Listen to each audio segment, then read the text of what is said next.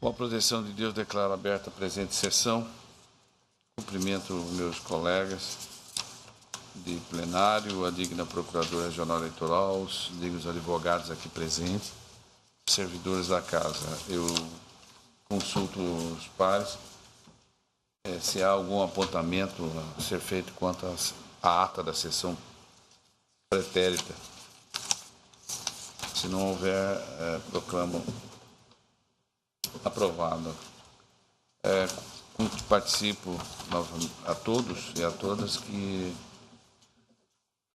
continua adiado em razão do pedido de vista o processo pautado número 2.347.957. Da relatoria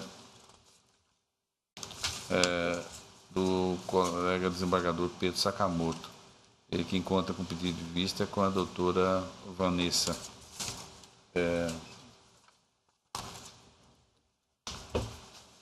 Processo 2.1, julgamento do pedido de vista do doutor Ricardo, compartilhado também com o doutor Paulo César Alves Sodré, em mesa, é o recurso eleitoral, ação de investigação judicial eleitoral, abuso do poder econômico, abuso do poder político, autoridade de redução do valor da tarifa de água e esgoto de Campinápolis.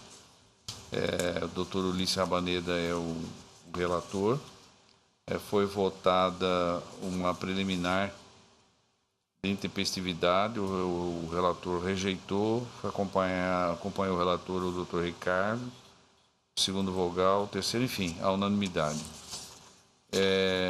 Há uma matéria também, segunda preliminar, que foi rejeitada, a unanimidade. A outra, uma prejudicial negativa da prestação jurisdicional também foi rejeitada, afastada.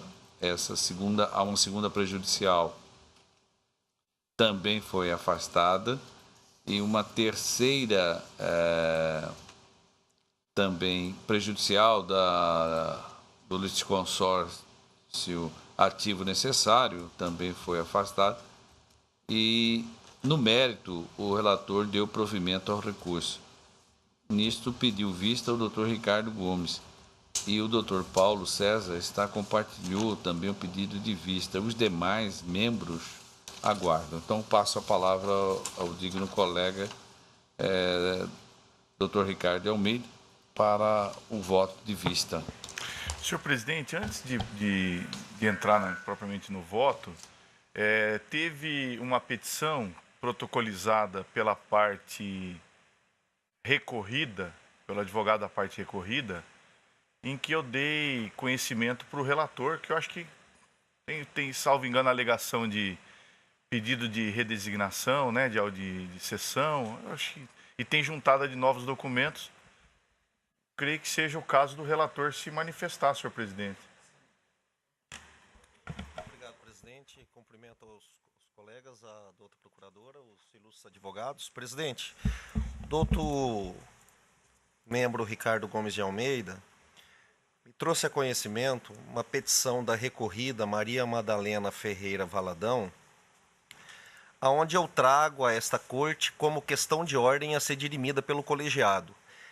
Ela pede, aliás, primeiramente ela informa que não conseguiu comparecer através da sua defesa técnica ao julgamento por questão financeira. Alega ainda que, diante de fatos noticiados nos autos, ela entende de extrema necessidade a juntada de novos documentos, alegando que obteve conhecimento apenas na presente data. Lista quais são esses documentos que pretende a juntada e, ao final, requer, né, a juntada desses documentos, bem como seja concedida nova oportunidade com nova data para que o advogado da recorrida apresente em sessão sua sustentação oral. Então, resolvendo em questão de ordem sobre estas postulações, presidente, eu me manifesto no sentido de deferir a juntada da petição e dos documentos para efeito de documentação dos atos processuais. Contudo, eu não conheço dos documentos juntados, tendo em vista que todos eles são datados de 2016, não sendo documentos novos, e a parte também não demonstrou e sequer alegou por que não teve como juntar esses documentos antes, o que, a teor da nossa jurisprudência, impede o seu conhecimento. E com relação ao pedido final de oportunidade para sustentação oral, evidentemente que resta preclusa, né, essa possibilidade, tendo em vista que nós estamos em continuação do julgamento. Então, resolvo e submeto ao plenário a questão de ordem nesses termos, presidente. Todos afastam a questão de ordem? A unanimidade afastada a questão de ordem. Prossiga o colega que está com o pedido de vista. Senhor presidente, eu trago um voto oral de forma bem simplificada. Eu analisei... Senhor presidente, agora quem traz a questão de ordem sou eu. Eu trago duas pequenas questões de ordem, eu acho que precede o voto do doutor Ricardo, né? São coisas bem simples, eu confesso que eu trago sem solução, e talvez seja até simplória demais, mas eu queria só compartilhar com a Corte. Está esperando a autorização de Vossa Excelência. Ok. A primeira, questão de ordem número 1,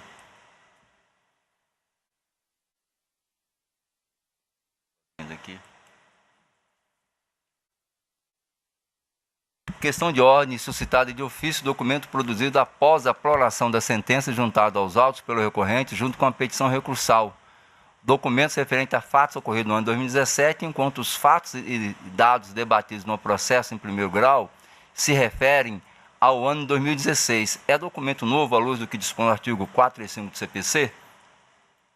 Senhor presidente, trata-se de recurso eleitoral interposto por Giovan Farias José Bueno Vilela contra a sentença proferida pelo juiz da 26ª Zona Eleitoral, que julgou parcialmente procedente a ação de investigação judicial eleitoral por abuso de poder político e autoridade, cassando o diploma do prefeito e de vice-prefeito, bem como declarando inelegibilidade por 8 anos do primeiro. O ilustre relator, doutor Luiz Abaneda, em analítico e minudenciado voto, após efetuar o cotejo entre as provas produzidas durante a instrução processual, as alegações das partes, o parecer ministerial e a sentença da magistrada de primeiro grau, entendeu pela improcedência da demanda e, por consequência, pela reforma da sentença do juiz Acor, que havia determinado a cassação do mandato do cargo de prefeito e vice-prefeito do município de Campinápolis, bem como da declaração de inelegibilidade de Giovan Faria. Ao fundamentar o seu voto, o digno relator usou como elemento de convicção, entre outros, do documento juntado aos autos em sede recursal pela parte recorrente que não constava dos autos antes da sentença do juiz de primeiro grau. A sentença foi proferida em 27 de julho de 2017, já o documento mencionado foi produzido de forma unilateral em 10 de agosto de 2017 e juntado aos autos com a peça recursal. De início, observe que, em princípio, não houve ofensa ao artigo 10 do novo CPC, pois tanto a parte recorrida quanto o Ministério Público Eleitoral, esse somente perante esta Corte, tiveram acesso aos autos e ao documento mencionado, não se podendo alegar surpresa quanto ao conteúdo do documento.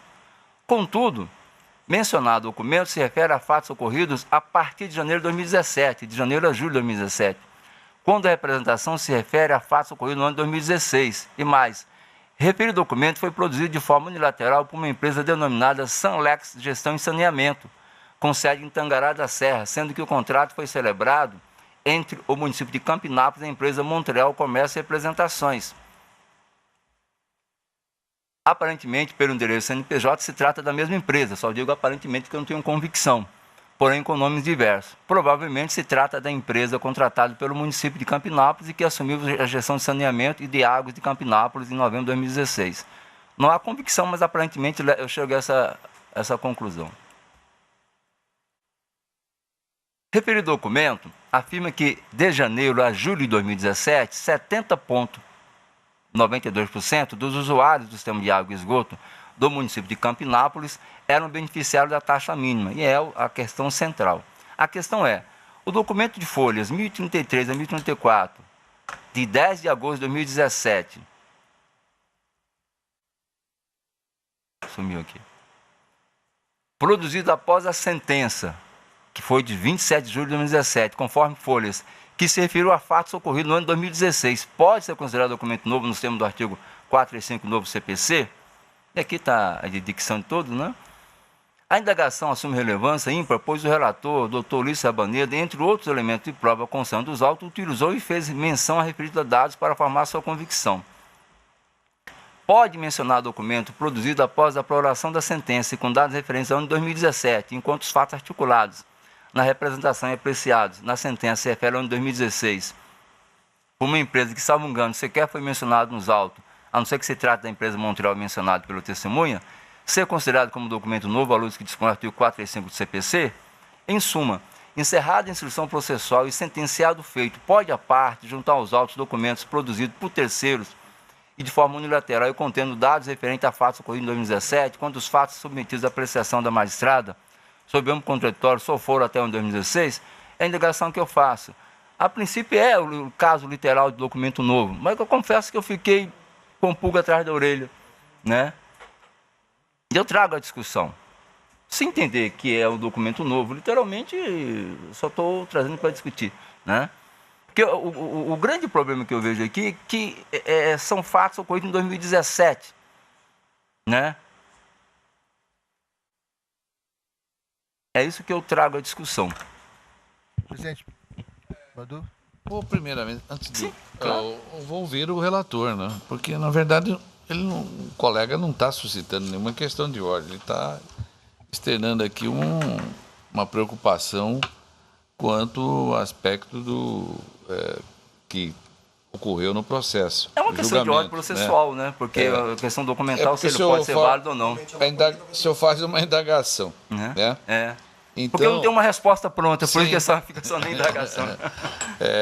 Então, por favor, o relator. Obrigado, presidente. Como sempre, Dr. Paulo, analisando minuciosamente o processo, traz uma questão que, quando formulava o meu voto, também me chamou a atenção. E confesso que, naquele momento, eu não entendi por haver qualquer irregularidade na apresentação desse documento, e, inclusive, não trouxe ao plenário qualquer destaque com relação a isso, por algumas circunstâncias que trago a vossas excelências, né? Em primeiro lugar, esse documento foi juntado com um recurso, né? A parte recorrida teve oportunidade e fez as contras-razões com a análise desse documento já juntado e não contestou a sua juntada e nem o seu conteúdo, e nem mesmo o Ministério Público. Esse é o primeiro ponto. O segundo ponto é que este documento, ele retrata fatos ocorridos em 2017. Posteriores aos fatos narrados de origem do processo. O que esse documento pleiteava provar? Qual era o consumo de água dos munícipes de Campinápolis no período de 2017? Porque esta empresa, e aqui eu também tive a convicção de que era a mesma empresa por conta do CNPJ, que, em outras palavras, é o CPF da pessoa jurídica, né? Então tive como, apesar da diferença de nomes, é a mesma empresa contratada. Esta empresa assumiu a gestão da água do município de Campinápolis em dezembro de 2016, ou seja, quando os fatos já tinham sido praticados, os fatos objetos da ação. E assumindo a gestão da água do município de Campinápolis, a partir de dezembro de 2016, ela vem e produz um documento que, de fato, é posterior, né, a confecção é posterior à sentença, dizendo que neste período de 2017, de janeiro a junho ou julho, né, o consumo da água se dava da seguinte forma: tantos por cento consumia taxa mínima, né, tantos por cento consumia uma outra taxa. De modo que, ao meu sentir, se tratava não só de um documento produzido, confeccionado, né, posteriormente, mas os fatos que ele também trazia eram fatos que ocorreram depois dos articulados na inicial. Por essas singelas razões, presidente, eu entendi enquadrado, né, nas hipóteses da possibilidade de juntar de documento novo. E reafirma aquele primeiro ponto: as partes, o Ministério Público, exercendo o contraditório, impugnou a sua juntada ou também o seu conteúdo. Por essas razões, eu encaminho, se seria já me dado a fazê-lo, encaminharia pela regularidade, né, o meu voto pela regularidade da juntada desse documento, como foi feito. Mas, presidente, só para ajudar na reflexão, a Vossa Excelência utilizou como fundamento do seu voto esse documento, tá?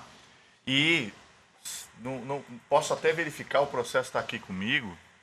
A parte recorrida não teve a oportunidade de se manifestar em relação a esses documentos.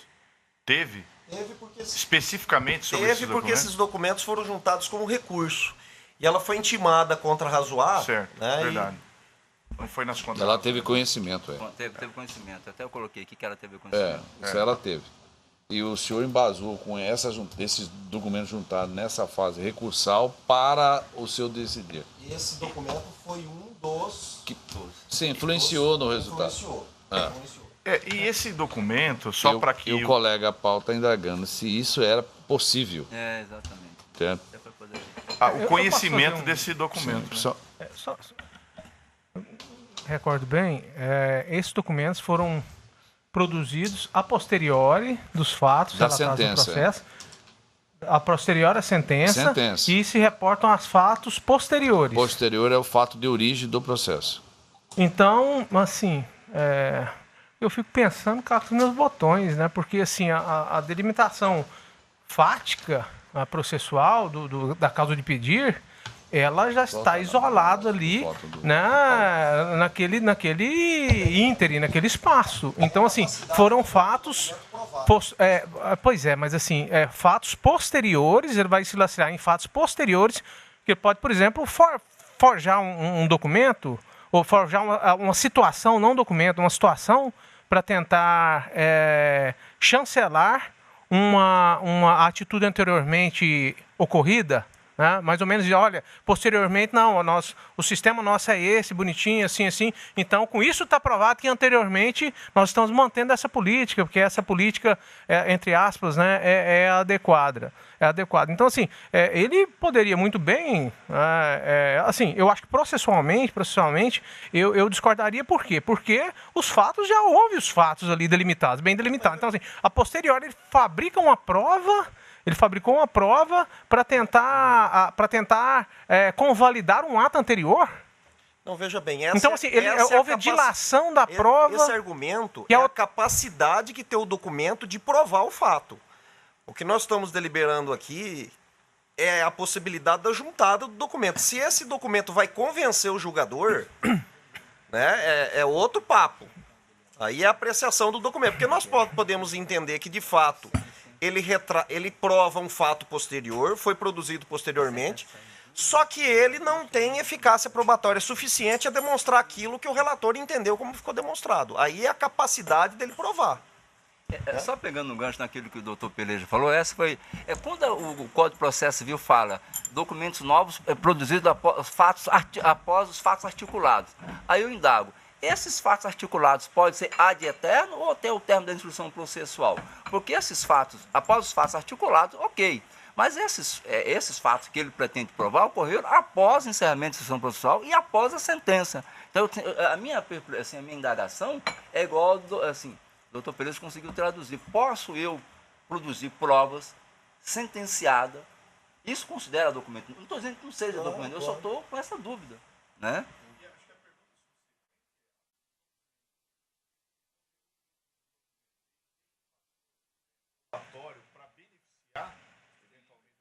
Tem. Ele é um documento produzido por uma empresa concessionária, uma empresa contratada pelo município para fazer a gestão da água, né?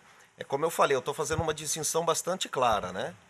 Uma é a possibilidade da juntada do documento ele ser apreciado. Outra é a força probatória desse documento. Se ele é capaz de provar o que aconteceu em 2016, trazendo dados de 2017, este é o mérito da sua apreciação. Fato é que esse documento não teria como ser produzido em 2016, porque a empresa só foi contratada em dezembro e o próprio documento estava atestando um fato que foi ocorrido posteriormente. Na verdade, esse documento, pelo que eu entendi, um aspecto relevante que ele traria para o processo, o fato dele dizer que 70% dos usuários, dos consumidores de água no município pagavam a taxa mínima. Isso. E a discussão está justamente aí, na questão da taxa mínima, na taxa média ou no valor real, no consumo real né? E até dos a defesa consumidores. do E considerando que, segundo esse documento, são 2.200 aproximadamente consumidores, 70% disso daria mais de 1.500 consumidores pagariam já a taxa mínima. Os demais, né, poderiam oferir um benefício, não é isso? Pagava a taxa mínima. A empresa não está testando como era lá. Sim, em 2017. Supondo que esses consumidores mantiveram a mesma tendência, né? Inclusive, no meu voto, eu registrei, né? Falei, olha, esse documento está trazendo fatos ocorridos em 2017. Né? Então, eu até nem disse que o documento provou que em 2016 aconteceu assim. O que eu disse é que, através desse documento, pelo voto do mérito e analisando a sua força probatória, eu disse que seria dedutível. Né? Então, eu dei a esse documento a expressão exata do indício, conforme está no processo penal, né? Que é provado um fato, você deduz, né, o subsequente. Então, também, ao analisá-lo, é evidente, eu não tinha como falar que ele prova que em 2016 era 70%. Não, eu falei que em 2017 ele demonstrou. Não, não contrapôs.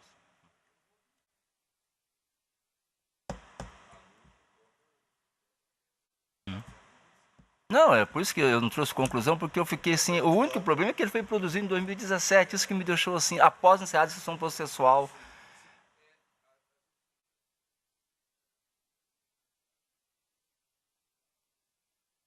Uhum.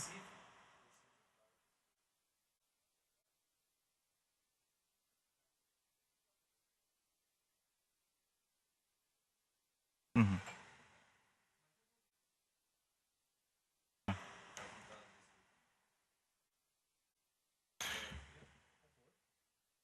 Senhor presidente, eu também vou admitir, mas especialmente, como Vossa Excelência bem frisou, pelo fato de ser um documento que se trata de um período, do período em que ele compreende ali, né? E no julgamento a corte dá o valor probante que entender pertinente, né?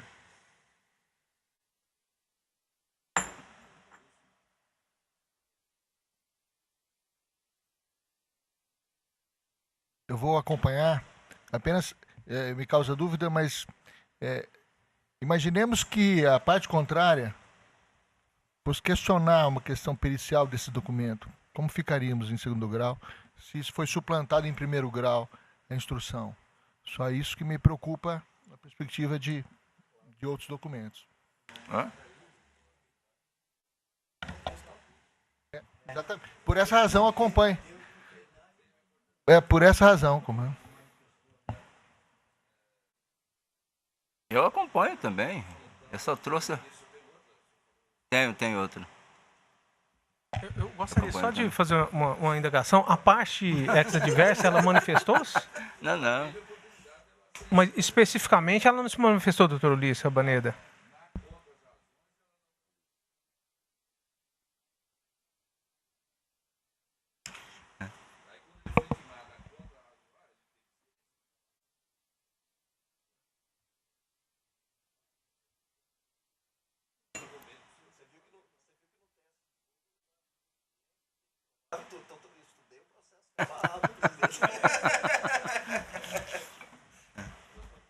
Senhor presidente, questão de ordem. Artigo 938, parágrafo 3º do CPC. Necessidade de prova. Prova dos autos inconclusivas. Interesse público ou ônus probatório de competência das partes. Novamente, eu não trago conclusão, só trago indagação. Fácil assim, né? Senhor presidente, eu vou pular aqui a introdução, porque é o mesmo do primeiro, né? No terceiro parágrafo, começo eu, a magistrada, ao proferir a sua sentença, afirmou que em outubro de 2016, quando da cobrança pela média do consumo da água, o município de Campinópolis já havia efetuado a leitura do mês de outubro, o que não justificaria a cobrança pela média. Com efeito, disse a nova magistrada em sua sentença. E aqui, né, em que ela trabalha bem esses dados. Não vou ler.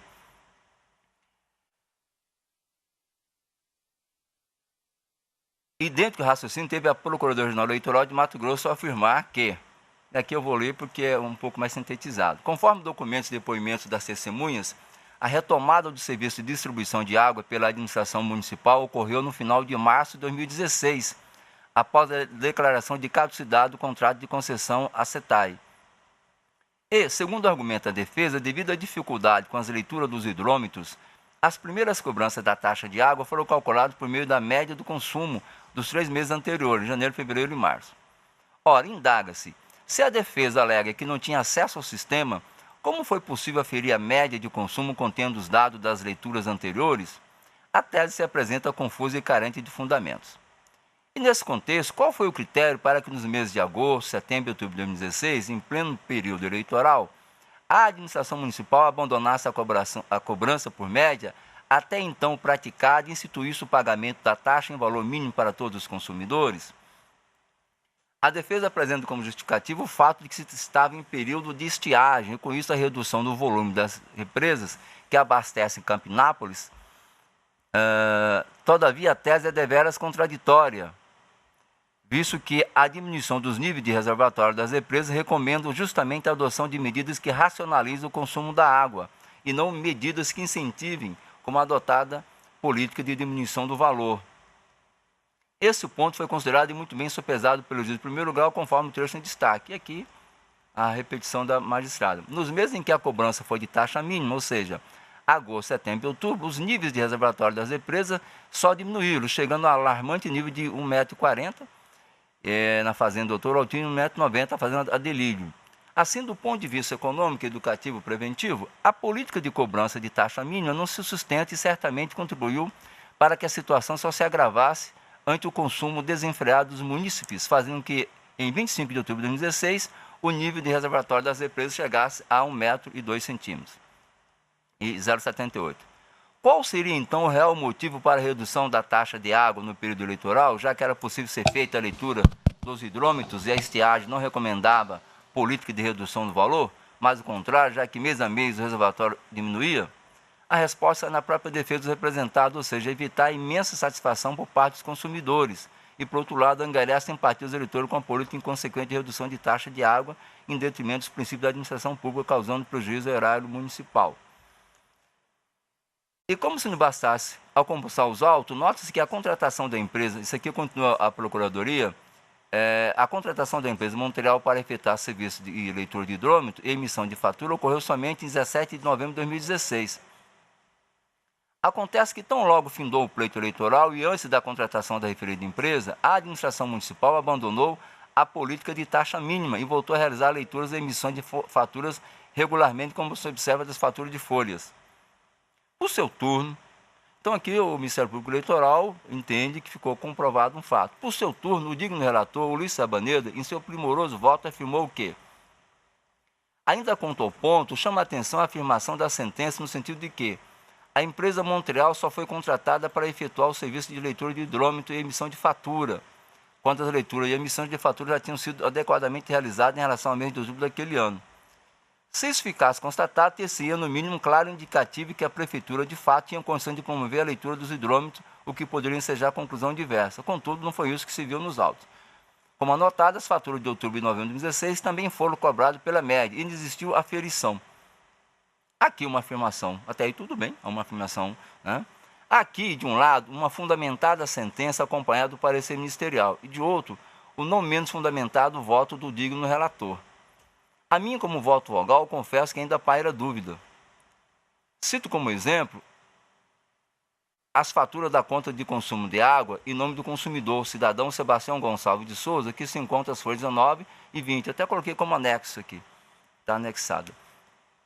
Na primeira, com emissão datada 19 de setembro de 2016 e vencimento para 5 de outubro de 2016, consta como informação sobre a data da leitura anterior e da atual a referência 946, e o consumo atual consta como 0, e a fatura foi pelo valor mínimo, ou seja, 10 metros cúbicos, equivalente a R$ 20,22. Na segunda, com emissão datada de 24 de outubro de 2016, antes da contratação da empresa, e vencimento para 10 de 11 de 2016, consta a mesma referência sobre a data da leitura anterior e da atual, ou seja, 946. E o consumo atual consta também como 0. Contudo, desta feita foi faturado valor muito além do mínimo, ou seja, 27 metros cúbicos, equivalente a R$ 85,96. Afinal, em relação à última fatura, embora não tenha constado o consumo da fatura, foi ou não realizada a leitura do hidrômetro? E se não foi, por que em um mês foi cobrado 10 metros cúbicos, taxa mínima, e no mês subsequente, justamente após a eleição, foi cobrada a quantia de 27 metros cúbicos? Acresce sem minha dúvida a percussiente e precisa análise do digno relator, Dr. Ulisses Abanedo, no sentido de que foram juntados aos autos apenas 3 contas de consumidores e de forma não contínua. Estivesse na seara penal, seria o caso de se aplicar o princípio do indúbio pro réu. Contudo, estando em debate aspectos de maior relevância, a lisura do processo eleitoral e a existência ou não do abuso político, não seria o caso de se invocar a aplicação do parágrafo 3º do artigo 938 do CPC, dispõe referido no ato normativo. Reconhecida a necessidade de produção de prova, o relator converterá o julgamento em diligência, que se realizará no tribunal em primeiro grau de jurisdição, decidindo-se o recurso após a conclusão da instrução. Parágrafo 4º. Quando não determinadas pelo relator, as providências indicadas no parágrafo 1º e 3º poderão ser determinadas pelo órgão competente para julgamento do recurso.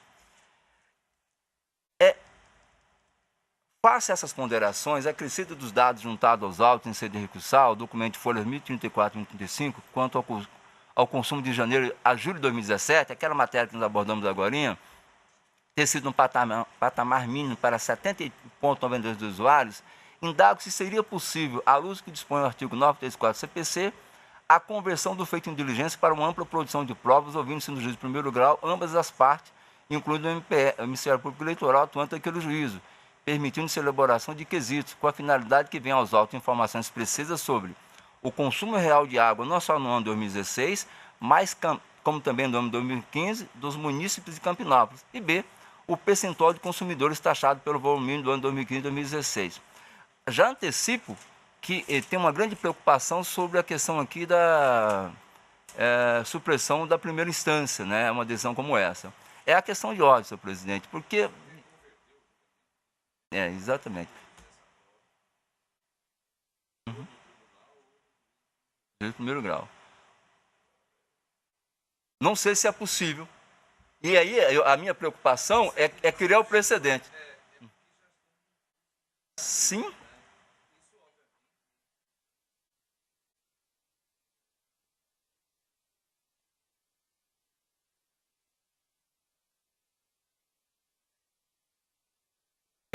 Eu vou ouvir o parágrafo 4 não, sim, 38, né? Assim, mas assim, é temeroso. Eu acho que...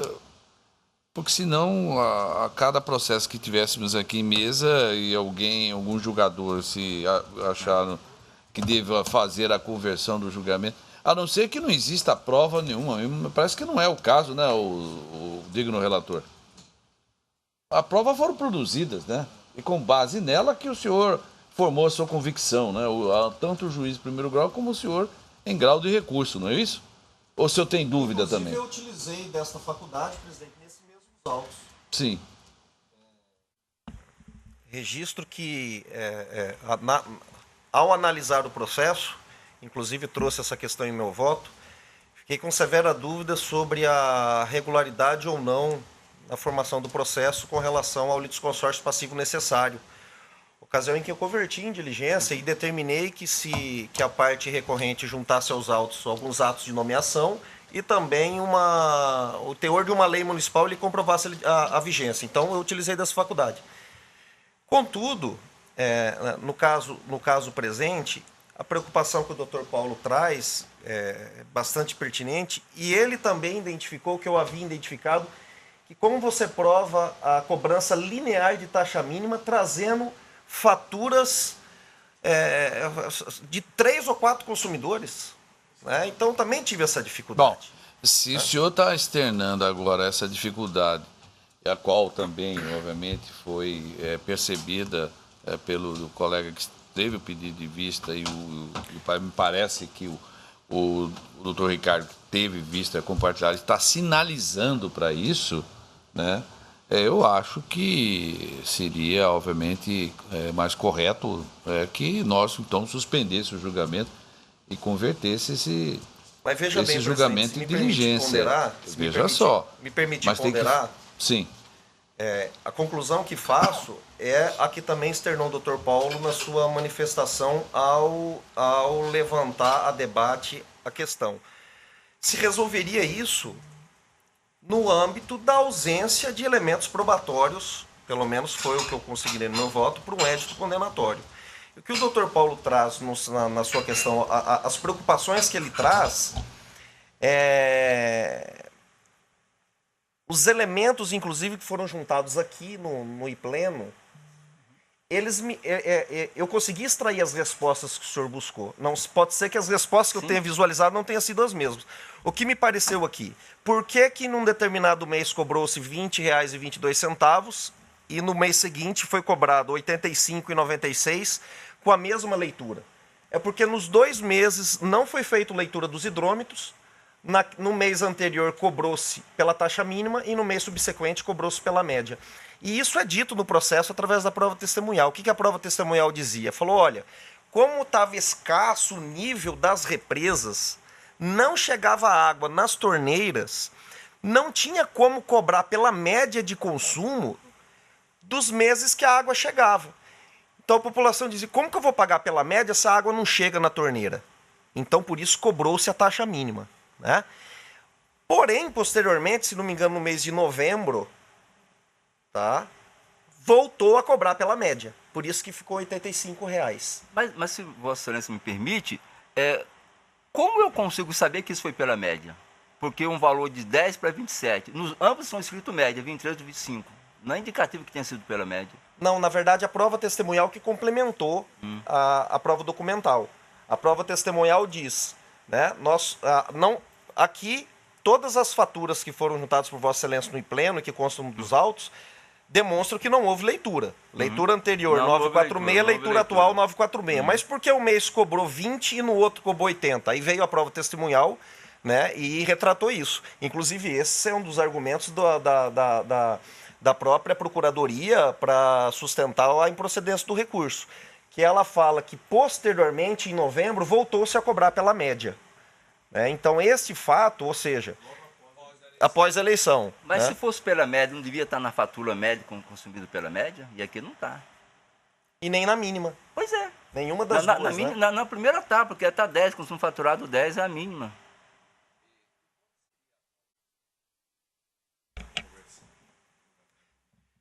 Exatamente, quero que eu coloque ali ao final, senhor presidente.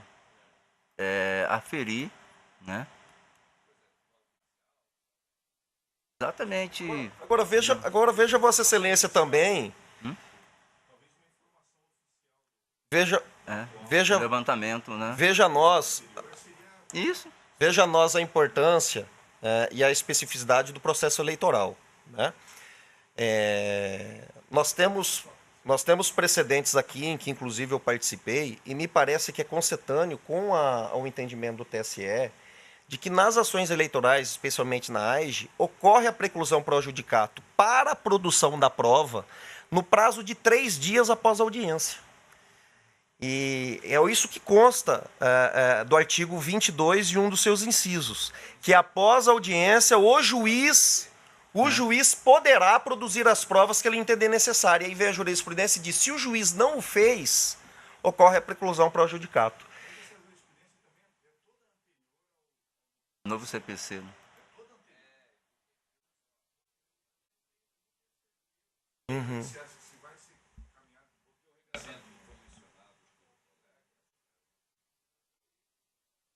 Isso, autoriza.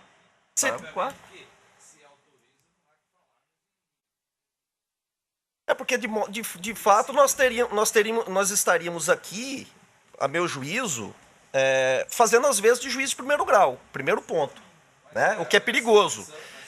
Segundo ponto, num caso em que nós estamos vislumbrando a ausência de elementos probatórios seguros para se chegar a uma conclusão, ao invés de apenas e simplesmente dizer que não há prova suficiente para condenação, nós converteríamos em favor de uma das partes, produzindo uma prova que não foi produzida, né?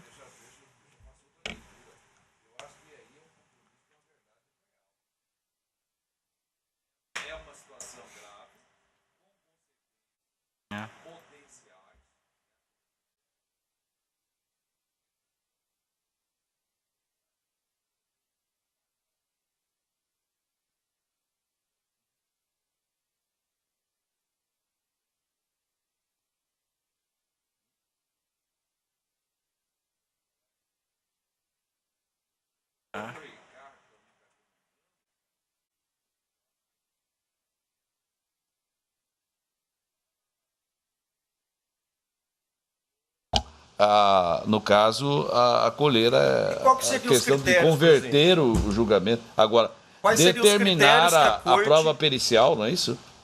O doutor Ricardo deu uma sugestão interessante, que talvez não a prova pericial, a própria empresa que é contratada, ela que nos traga aos autos a informação, que ela hoje está lá de posse do exercício da atividade, ela pode trazer essas informações referentes ao ano 2015, 2016, para saber se de fato aqui havia a política de taxa mínima ou não.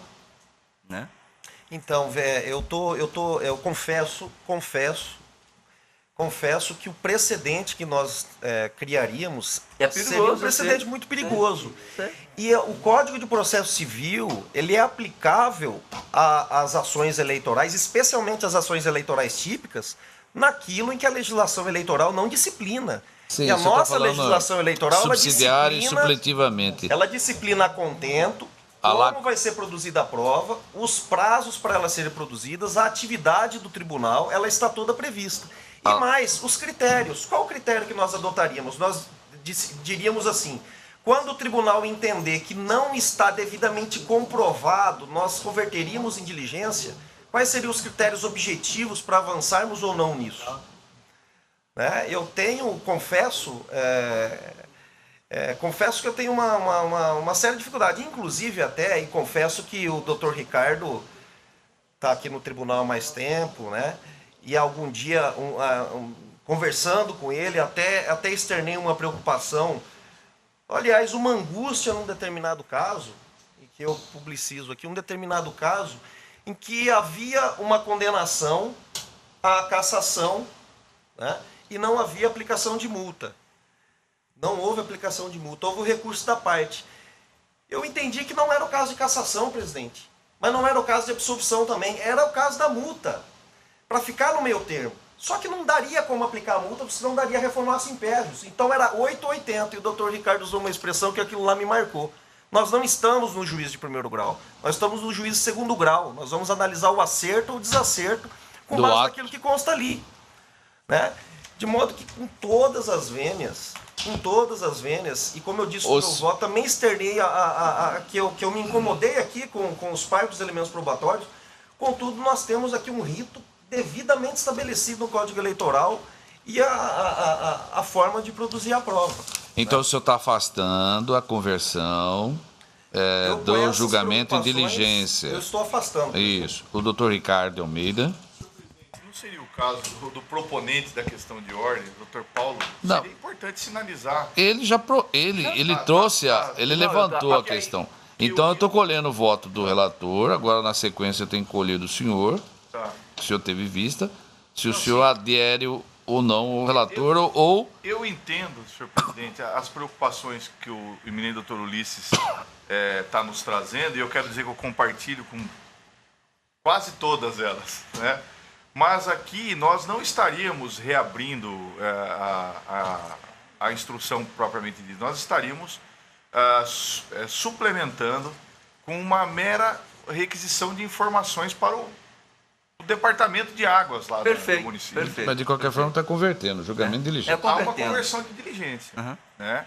Então, nesse ponto, eu acompanharia tanto o proponente da questão de ordem como o Vossa Excelência. Já votou. O doutor Antônio Peleza. Eu penso que fiquei preocupado sobre esse aspecto processual, o estado da lei complementar e a possibilidade de diligência após o encerramento da instrução. Né? Só que ocorreu que, posteriormente, já houve a juntada de provas nos autos. Então, assim, já houve uma quebra da normal sistemática. E essa quebra, e retratando assim, que é uma questão... É porque o desembargador falou uma questão sobre a época do direito, da indisponibilidade do direito, sobre a ótica do processo justo também.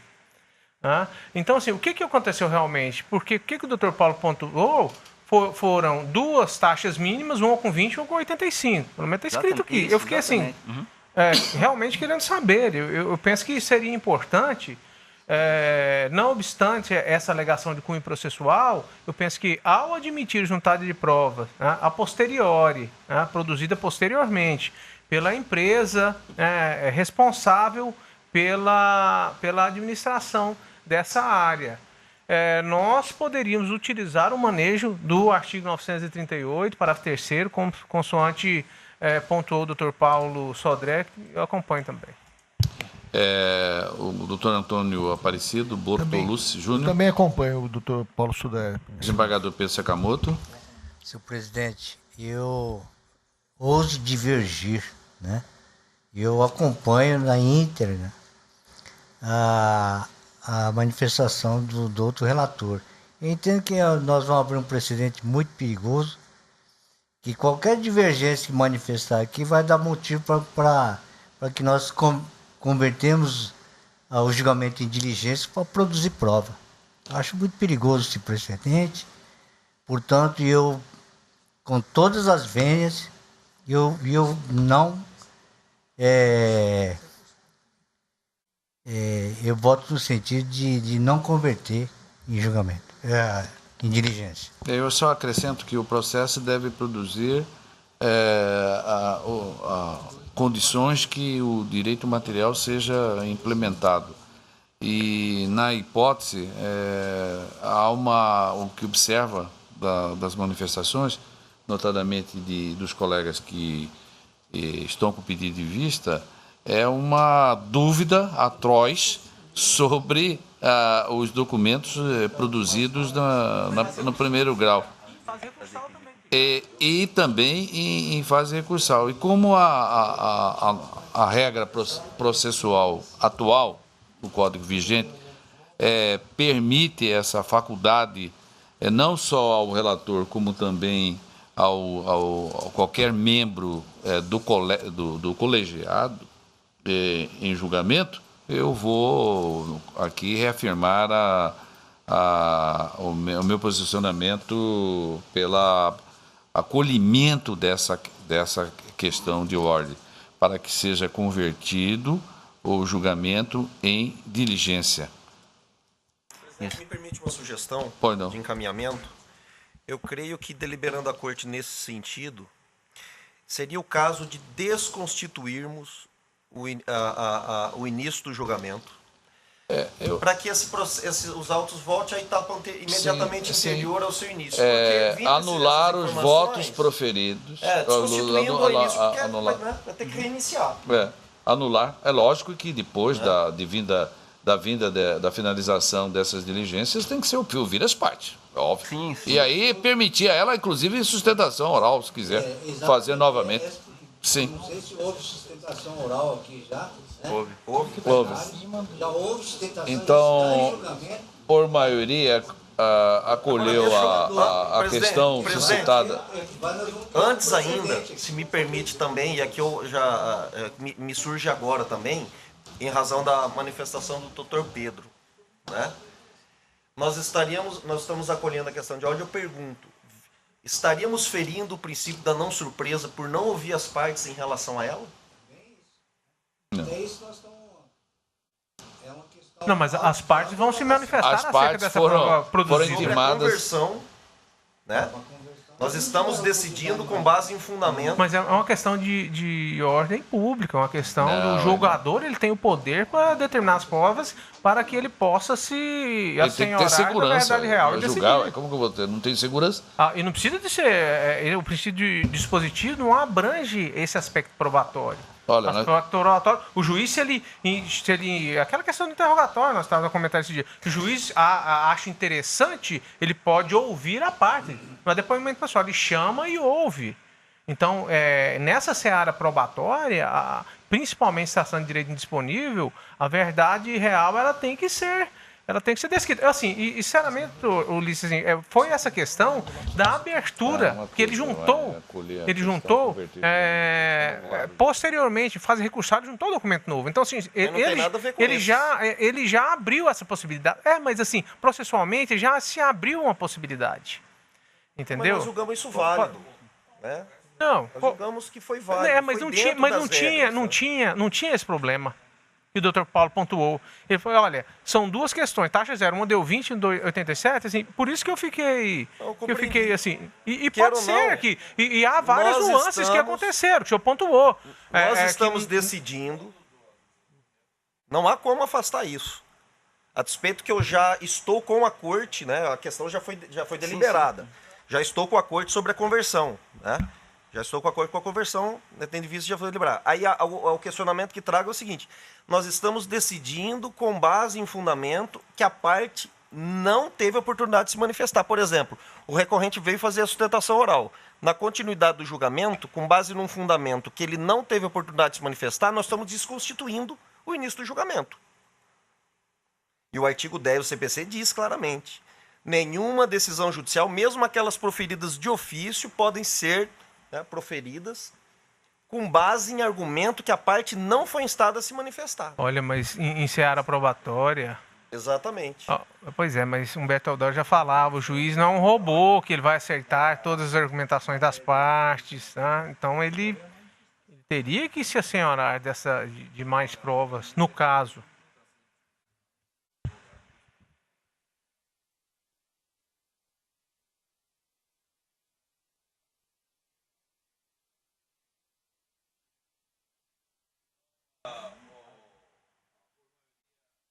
Por maioria, converteu o julgamento em diligência nos termos da proposição do segundo vogal, né? Julgamento suspenso. Aí na verdade, não é nem suspensão, né? Não, o julgamento está sendo suspenso para converter o julgamento em diligência. Isso, mas depois ele volta. Continuando, nós vamos reiniciar esse julgamento. Vamos reiniciar. O próximo. Continuação e... Não é continuação de julgamento? Que deu continuação de julgamento de ontem? De ontem é o 4-5. Então, daqui isso. Mas esse também é continuação. Doutor Paulo, desculpa. Doutor Paulo, o senhor está com pedido de vista também do processo 2.2.11.530. É um recurso eleitoral, prestação de conta candidato ao cargo vereador, a Curizal. Processo da relatoria do doutor Ulisses Rabanedo dos Santos, que declarou de ofício a nulidade da sentença e determinou o retorno aos autos de primeiro grau para a conversão do rito processual para o ordinário. O doutor Ricardo aguarda o pedido de vista, o senhor pediu vista, o segundo vogal, os demais aguardam. Por favor, com a palavra. Senhor presidente, essa questão é conhecida aqui nesta corte, quando se descumpre a necessidade da conversão no caso da declaração simplificada, prestação de conta simplificada. Ocorre que na sessão pretérita em que ocorreu via julgamento, a digna procuradora levantou uma questão sobre retificação. Eu diria até que ela entrou com um conceito, analisando a tua fala, doutora, o conceito de retificação estrito e amplo, né? Ela entendeu ali que na sessão anterior, em que se discutiu isso, doutor Ulisses, porque uma coisa é você retificar para alterar informações, outra coisa é retificar para juntar documentos. Salvo engano, Vossa Excelência pode me corrigir, foi isso que eu consegui aprender da tua fala. E eu, na hora, fiquei sensibilizado com essa manifestação, mas quando eu comecei a ler o processo, eu não pude deixar de dar razão ao digno relator em acompanhar. E digo por quê? Primeiro porque quando se faz retificação, digamos, vamos trazer um fato externo a esse processo de retificação de imposto de renda. Quando você retifica, desde que você não tenha sido autuado antes, você pode retificar tudo. Obviamente, você vai ter que ter documento baseado. Mas isso é apenas um dado do mundo. Ocorre que dentro da própria resolução, doutora, primeiro, há uma aparente contradição que você tem que intimar antes da conversão ali, para se manifestar no prazo de 3 dias, e depois tem que converter para se manifestar no prazo de 72 horas. Há aqui uma redundância, mas como disse bem o doutor Ulisses no voto dele, bem ou mal, essas foram as palavras dele, bem ou mal, a resolução está aí, ela tem que ser obedecida. Mas assim, o artigo 62, quando fala da conversão, ele é muito claro, converter ao feito para o rito ordinário e determinar a intimação do prestador de contas para que, no prazo de 72 horas, apresente prestação de contas retificadora acompanhada de todos os documentos. Então, ele não faz distinção se a retificação é para só alterar valores ou informações contraditórias, mas também abre possibilidade para que traga os documentos. Assim, ainda que os extratos não tenham sido entregues quando lhe era conveniente fazer, lhe era obrigado a fazer, quando intimado, a resolução possibilita que, caso não obedecido do rito, se converta para ele trazer documento. Então, não há como fugir da disposição da resolução. Eu até questiono a estrutura dessa resolução, mas ela está aqui. E ela tem seu sentido de ser, que é garantir o devido processo legal. Se essa segunda conversão prejudicasse o prestador de conta, até que eu poderia acompanhar o raciocínio de Vossa Excelência. Mas, como disse o bem doutor Luiz no voto dele, isso mais favorece também a própria justiça na busca da verdade. Então, nesse sentido, eu acompanho o digno relator. Senhor presidente, demais, se me permite só fazer um esclarecimento aqui Claro. com relação ao argumento que foi aventado. O ponto era o seguinte, que no caso de haver alguma incompatibilidade, alguma contradição ampla na prestação de contas, o artigo determinaria a conversão para uma nova apresentação de contas, uma retificadora. O que seria, e essa é a tese, que seria diferente no caso da ausência tão somente de um documento que não foi apresentado, mesmo com a intimação. Então, no caso, na apresentação do extrato, por exemplo, foi intimado para apresentar aquele extrato. Não há uma contradição, não há uma omissão de despesas, ou uma, por exemplo, ele afirma que gastou com combustível e não apresenta as placas dos veículos. Então, é algo que precisaria retificar, apresentar mais documentos, informar quais são os veículos, quais são as placas, e isso é uma prestação de contas retificadora. Agora, a apresentação de um documento para o qual ele já foi intimado a apresentar, não apresentou, ele foi intimado, ele não apresentou o documento. Então, agora, neste momento, a conversão, né, a devolução do feito ao primeiro grau para nova intimação é uma segunda oportunidade para apresentar um documento. E não é, na opinião do Ministério Público, não seria esse o objetivo da norma. O objetivo da norma seria, em caso daquele rito simplificado, em que se verifica uma contradição, alguma irregularidade flagrante, então seria o caso de converter no rito ordinário, esse sim, mais minudente, em que ele poderia apresentar não só documentos, mas também explicações sobre os documentos, retificar valores e fazer uma nova análise contábil, algo que é o objetivo de uma prestação de contas retificadora. Então, o ponto é, se já foi intimado para apresentar o documento, ele poderia novamente ser intimado em segundo grau para apresentar aquele documento que ele não apresentou. Então, ele ganharia aí mais, não sei, 1 ano, 2 anos para apresentar aquele documento que ele não apresentou.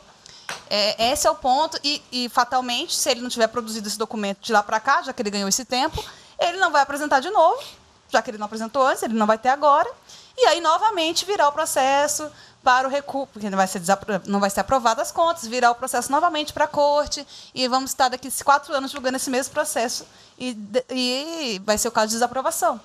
Então, é só para tentar dar uma celeridade e entender qual foi o objetivo do legislador ao possibilitar um rito mais simplificado e outro mais minudente. Então, é só esse esclarecimento com relação à nossa tese. Me permita, doutora, assim, eu entendo, mas aí nós temos que fazer já que é para fazer qual que é o verdadeiro objetivo da norma, nós não podemos esquecer que a prestação de contas simplificada foi instituída para as eleições de 2016, né? E ali era exatamente isso, destravancar, fazer com que o tribunal, o juízo de primeiro grau, só se debruçasse com maiores detalhes naqueles casos de maiores valores, acima de R$20 mil.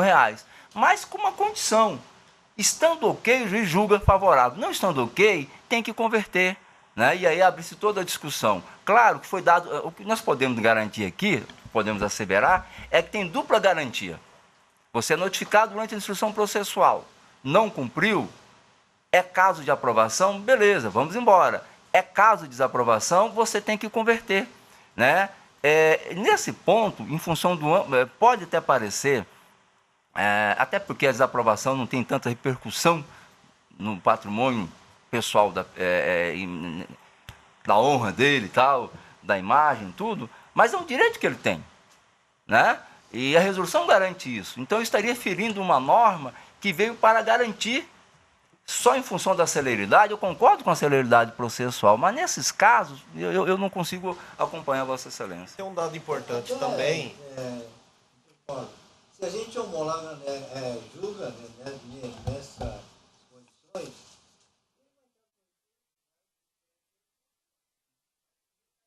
mais ainda.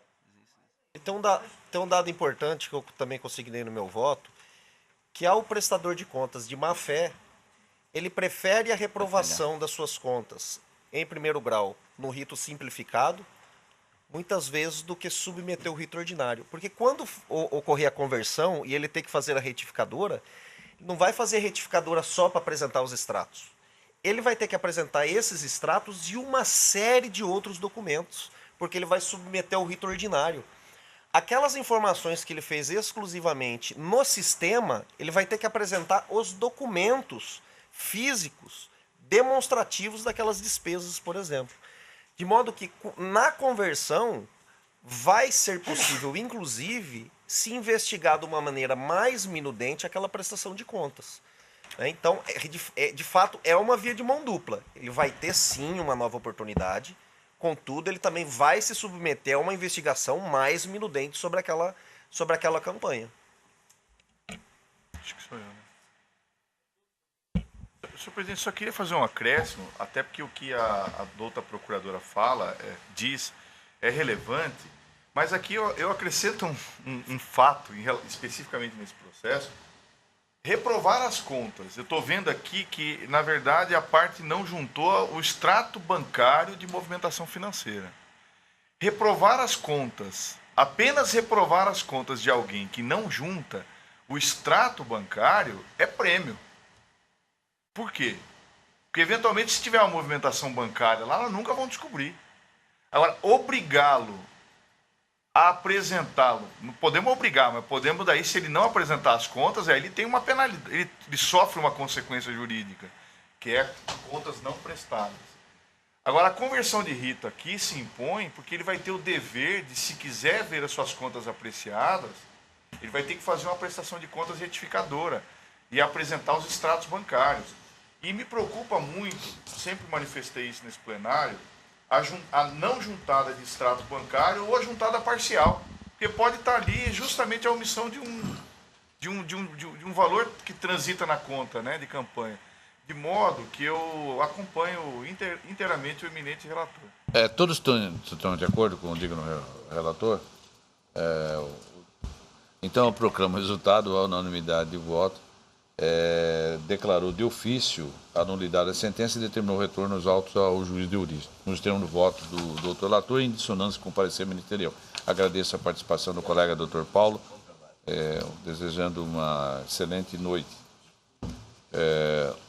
Na sequência, o 2.4 da pauta, o 382, é uma continuação do julgamento de uma ação de um recurso eleitoral, ação de impugnação de mandato eletivo, cargo prefeito, cargo vice-prefeito, captação de gasto ilícito. A situação desse processo da relatoria do colega doutor Antônio Veloso Pelejo, que deu parcial provimento ao recurso. Foi acompanhado pelo revisor, pelo desembargador Pedro Sakamoto, e o doutor Luiz Rabaneira abriu a divergência e negou provimento. Pediu visto o doutor Ricardo, que está com a palavra, e os demais aguardam a doutora Vanessa e este magistrado. Por gentileza.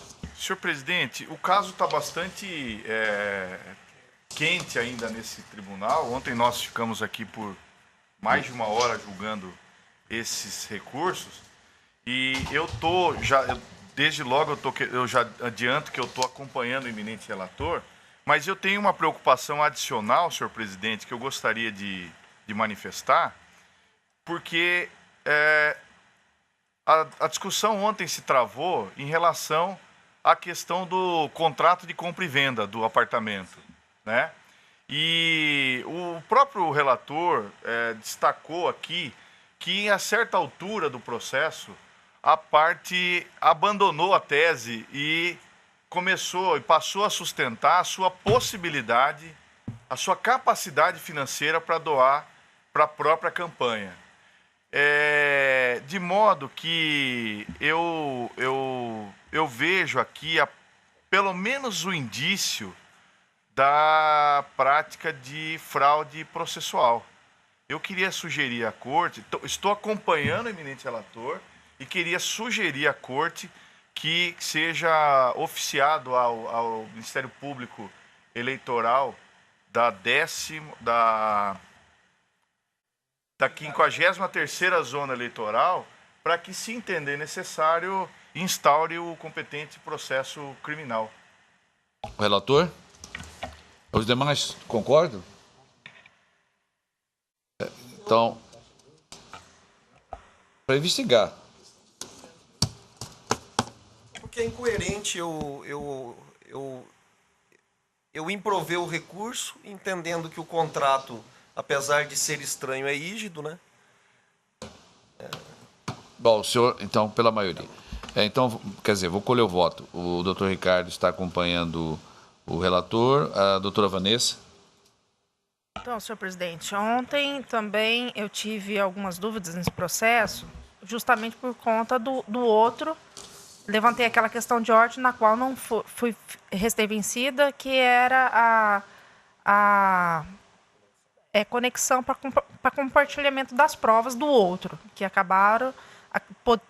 No outro processo tem elementos que poderia ajudar na convicção desse. Então, hoje eu tive vista dos autos e pude analisar somente as provas desse processo para saber como eu me posicionaria na questão. No voto do doutor Ulisses, ele menciona que somente com as suspeitas ele não conseguiria acompanhar, não foi assim, doutor Ulisses? A mesma conclusão do relator, por conta dessas incertezas, né, e não tendo outros elementos no processo. Ao analisar a própria manifestação da Procuradoria Regional Eleitoral, lá eu verifiquei que se colocava uma disponibilidade líquida de 170 mil, aproximadamente, e que poderia, no caso, sustentar essa segunda tese, né, que seria a disponibilidade financeira que ele tinha para doar. Para não puxar elementos do outro processo e evitar qualquer situação, eu hoje olhei atentamente aos autos e verifiquei, e também foi levantado pela Procuradoria Eleitoral, que há comprovação de pagamento, quitação de dívida com essa disponibilidade que ele tinha, porque ele juntou os contra-cheques no processo, e nesses contra-cheques há diversos consignados onde grande parte dessa renda líquida restou para o pagamento. Então, quer dizer, ele não tinha toda essa disponibilidade líquida, né? Mesmo oferindo rendimentos, restou demonstrado nos autos que ele não tinha essa disponibilidade, porque juntou os contra-cheques e lá verifica o pagamento de consignados. Então, ele não teve esse rendimento. Então, por essa razão, com elementos deste processo, me fixando só nesse processo, eu entendo, chego à conclusão final do relator e acompanho acrescentando esses fundamentos. Eu adiro também o voto do digno relator. Eu tenho um voto escrito, eu vou pedir a juntada. Então, eu proclamo o resultado. O tribunal, por maioria, deu parcial provimento ao recurso nos termos do voto do doutor relator, em consonância com o parecer ministerial. Na sequência, a continuação do julgamento é o processo 2.5, 28.472. Aqui também é um recurso eleitoral, ação de impugnação, e é da relatoria do colega Dr. Antônio Veloso Beleza Júnior, que proveu também o recurso, que foi acompanhado pelo Dr. Luiz Aparecido, pelo Dr. Pedro Sakamoto, desembargador Pedro Sakamoto, Dr. Ulisses Rabaneda e pediu visto Dr. Ricardo. E aguardo, respectivamente, a doutora Vanessa e este magistrado. Com a palavra, Dr. Ricardo. Presidente, também nesse processo, o assunto está bem ainda em evidência aqui na Corte, uma vez que nós julgamos na data de ontem, iniciamos o julgamento na data de ontem. Eu também quero já dizer que acompanho o eminente relator, e aqui ainda com mais gravidade ainda, eu requeiro a extração de cópia desses autos para que seja oficiado o Ministério Público da 53ª Zona Eleitoral, né, para a abertura de eventual investigação criminal em relação a eventual ilícito praticado. É como voto, senhor presidente. Doutora Vanessa? Acompanho o relator. Eu também adiro o voto, integralmente o voto do digno relator. Com isso, proclamo o resultado da unanimidade proveu o recurso no termo do voto do relator e considerando que o parecer ministerial. Anteriormente, por maioria, rejeitou a questão de ordem atinente à reunião das ações para julgamento comum. Em mesa, há um embargo de declaração da relatoria do colega desembargador Pedro Sakamoto, é o 2.6, é o processo 52.827. Comissão embargante, a Comissão Provisória do Partido Popular Socialista, PPS, Dom Aquino. Não há manifestação do Ministério Público Eleitoral. Com a palavra, digno relator. Trata-se de embargo de declaração com efeitos infringentes opostos pelo Diretório Municipal do Partido Popular Socialista de Dom Aquino contra acórdão 26649 deste tribunal, publicado em 30 de maio de 2018, manejado no processo de prestação de contas, a fim de suprir a omissão do citado deciso colegiado. O embargante alega que, aspas, em nenhum momento o órgão julgador do recurso apresentado fala sobre as informações elencadas pelo embargante sobre que o partido não recebeu sequer R$1 a título de fundo partidário. Dessa forma, não abriu conta bancária por os 90. Nesse sentido, pleiteia o provimento do recurso do exame, a fim de que a sentença seja reformada para que destarte as contas sejam julgadas e aprovadas. Eventualmente cientificado acerca desses declaratórios, a Procuradoria Regional Eleitoral deixou de manifestar em razão de ter oficiado nos autos apenas como fiscal da lei ou relatórios, presidente. 11 horas. Tá. O senhor está rejeitando? Não, eu só li o relatório. Sim, agora, mas e no voto? Sim. Eu estou rejeitando aqui, nesse caso, senhor presidente, porque aqui não se trata... Só um minutinho, só por favor. Lendo a emenda aqui é o suficiente. Embargo de declaração em recurso especial. Não, desculpe.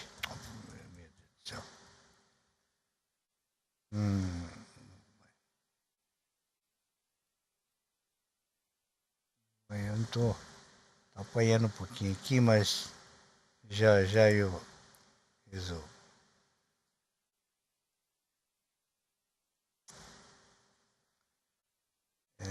Voto. Não, eu vou aqui. Ué, eu tento ampliar aqui e não estou conseguindo aqui. Ok? Aqui. Isso. Aí, ó. Bom. Tá. Eminentes pares. Foram por dentro do prazo, que deixou de manifestar acerca da alegação de que o partido não recebeu nenhuma quantia de fundo partidário.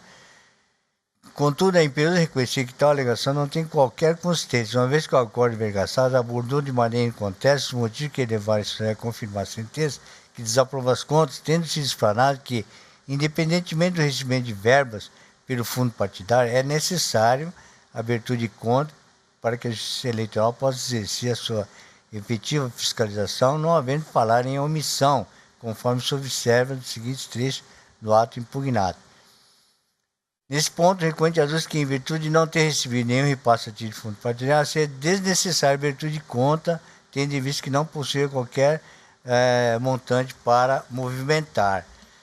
Mas esse caso aqui, especificamente, não é conta de prestação anual, mas de campanha eleitoral, que é diferente.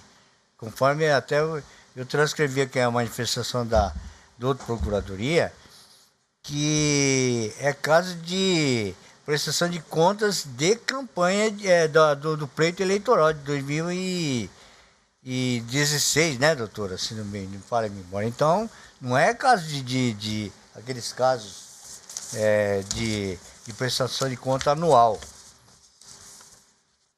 Então,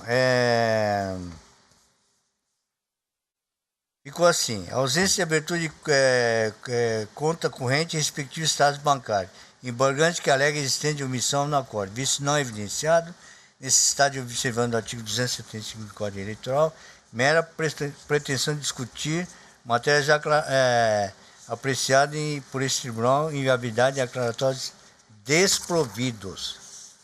Assim que está consta na emenda. Colega, Então, a unanimidade de voto rejeitou os presentes embargos de declaração, nos termos do voto do relator. Encerrada a sessão dos processos judiciais, passemos agora o processo administrativo. Desembargador Pedro, eu passo-lhe a presidência em razão do processo pautado no número 1.1, que é um processo judicial eletrônico. É um recurso administrativo de decisão do presidente TRE. Aqui, ó, PJI. Só me... Obrigado, presidente. 58. 68.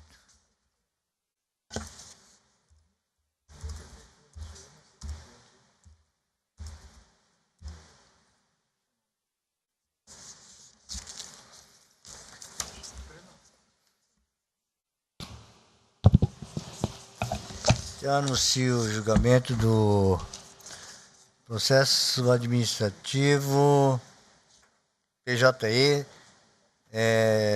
600-181, dígito 10/2018. Recurso administrativo, decisão do presidente do TRE, determinação de desconto da remuneração de servidor por ausência de trabalho, ao trabalho.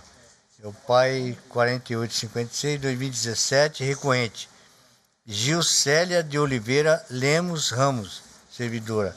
Recorrido presidente do Tribunal Regional Eleitoral de Mato Grosso. De minha relatoria.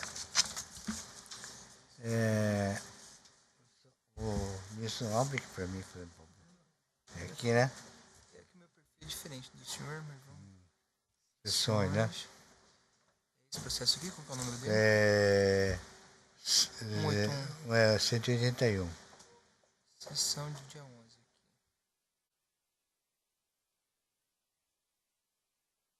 Processo. Tem 5 processos? É esse mesmo. que abre ele agora? Acho que dá para clicar aqui no...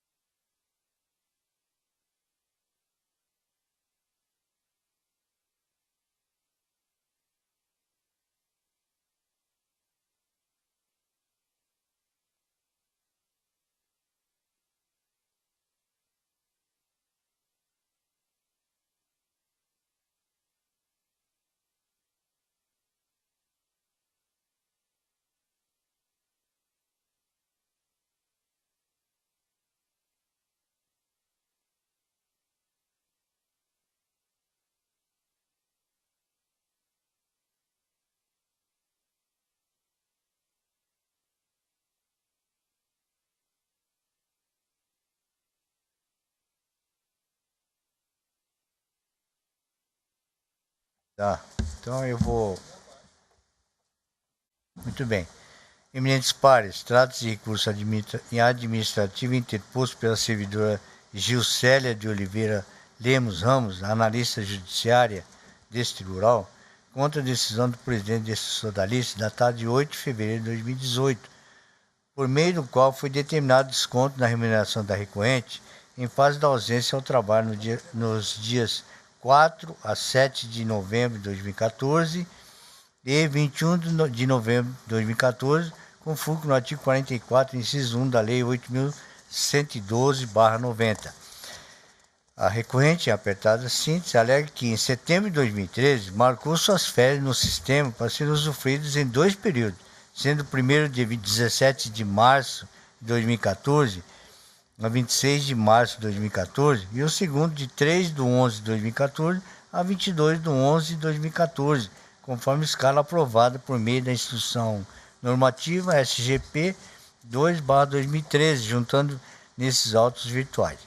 Tendo em vista que a recorrente estava lotada à época, a sessão de análise técnico-processual da Coordenadoria de Registro de Informações Processuais da Secretaria Judiciária, unidade responsável pelos trabalhos de registro de candidatura das eleições de 2014, solicitou a alteração do segundo período para a eventualidade de restarem procedimentos de competência da unidade para serem feitos na primeira semana após a eleição. Desse modo, foi solicitada a alteração do segundo período para ser usufruído em 2 períodos de 10 dias, sendo 10/11/2014 a 19/11/2014 e outro de 7/1/2015 a 16/1/2015. No dia 3/11/2014, a recorrente compareceu ao seu posto de trabalho para exercer suas funções normalmente, registrou o ponto e, ao acessar o sistema de registro de ponto, foi surpreendido com a anotação de suas férias iniciando no mesmo dia, uma vez que não foram remarcadas conforme solicitação. Diante dessa circunstância, em acordo com a sua chefia imediata, usufruiu de suas férias no período de 3/11/2014 a 22/11/2014. Aduz que nunca faltou injustificadamente ao serviço e que apenas no dia 22/8/2017 foi surpreendido com o recebimento do PAI 4856/2017 acerca da falta injustificada no período em que estava em usufruto de férias em 2014. Ao juntar a certidão de sua chefia imediata anterior acerca dos fatos, solicita que as ausências ocorridas no período de 4 a 7/11/2014 e 21/11/2014 sejam registradas como faltas justificadas, sujeitas a compensação, nos termos do artigo 8º, inciso 8º da Portaria 186/2004. Por meio do despacho datado de 7/5/2018, a presidência desta Corte manteve a decisão ora vergastada e encaminhou feito a esta vice-presidência os termos do artigo 20, inciso 1 do regimento interno desta Corte. É o relatório. Voto. Tendo em vista a regularidade formal, observa-se o preenchimento dos pressupostos recursais, razão pela qual conheço o presente recurso. No tocante ao mérito, em análise dos autos virtuais, verifica-se que, em setembro de 2013, a recorrente marcou suas férias no sistema para ser usufruída em 2 períodos. O primeiro, 17 de março de 2014, e a 17 de março a 26 de março de 2014. O segundo, 3/11 a 22/11/2014, conforme a escala aprovada por meio da Instrução Normativa 2/2013, que também faz parte desse caderno processual. Naquela época, lotado na sessão de análise técnico-processual da Coordenadoria de Registro de Informações Processuais da Secretaria Judiciária, unidade responsável pelos trabalhos do registro de candidatura de 2014. A requerente solicitou a alteração do segundo período para a eventualidade de restarem procedimentos de competência da unidade para serem feitos na primeira semana após a eleição. Assim, remarcou no sistema o usufruto do segundo período de férias em 2 períodos de 10 dias, de 10/11 a 19/11/2014 e outro 7/1 a 16/1/2015. Ocorre que no dia 3/11/2014, a recorrente trabalhou normalmente e, ao consultar o sistema de registro de ponto, foi surpreendida com a anotação das suas férias iniciando nesse mesmo dia, uma vez que não foram remarcadas conforme solicitação. Diante desse fato, foi autorizado por sua chefia imediata, iniciou seu usufruto de férias nesse dia 3/11/2014. Somente em fevereiro de 2015, depois que a servidora requerente já havia usufruído suas férias, é que o sistema atualizou e registrou aquele parcelamento anteriormente solicitado, ou seja, 10/11 a 19/11 e 7/1 a 16/1/2015, o que resultou em ausência do trabalho de 4 a 7 de novembro e 22 de novembro de 2014. Ocorre que apenas no dia 2/8/2017, ou seja, 3 anos depois do fato, a requerente foi surpreendida com o recebimento do PAI 4856-2017, em que foi notificada acerca da falta injustificada no período que estava em usufruto de férias em 2014. Eminentes pares, o que se vê aqui é um equívoco e uma demora nos lançamentos e contorno no sistema eletrônico de registro de férias, resultando, por conseguinte, em medida prejudicial à servidora, que, pelo seu histórico funcional, jamais incorreu em ausências ou faltas injustificadas ao trabalho ao longo de 23 anos de dedicação a essa justiça especializada. Há que reconhecer que, via de regra, o uso de tecnologia na administração pública contribui para transformar os processos de trabalho mais eficientes.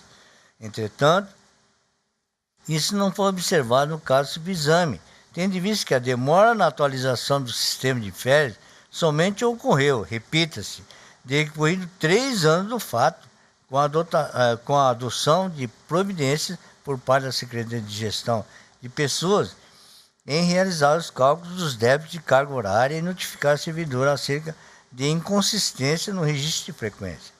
Com efeito, não é de hoje que tem aportado nessa corregedoria recursos administrativos questionando esses descontos de débito de carga horária, os quais geralmente são efetuados 3 a 4 anos após os fatos, o que dificulta, inclusive, explicar as possíveis justificativas por parte do servidor, haja visto o grande lapso temporal decorrido, que não raras vezes o servidor já não se encontra lotado naquela unidade em que o fato se deu. Esse extenso intervalo soa desrazoado sobre o prisma da duração razoável do processo, em especial o processo administrativo.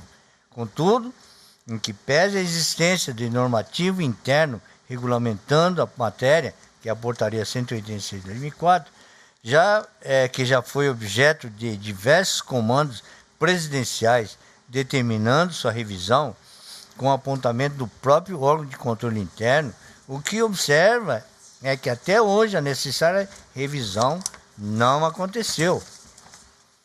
Por consequência, tenho que assistir razão à recorrente, motivo pelo qual as faltas decorrentes do equívoco e da demora da operacionalização da unidade responsável pelo gerenciamento do sistema de ponto devem ser consideradas como ausência justificada ao serviço, sujeito a compensação nos termos do artigo 7º, 8º, inciso 8º e artigo 9º da Portaria 186 de 2014, que eu transcrevo e vou poupá-los da leitura.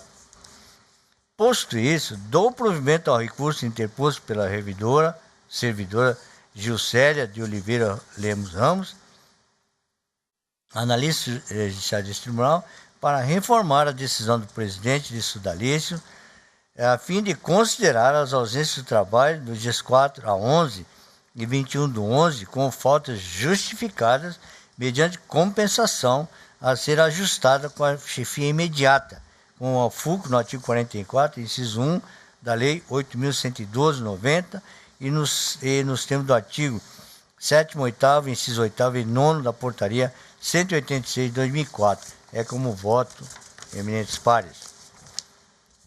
Coro, então, o voto do doutor Ulisses Rabaneda dos Santos. De acordo.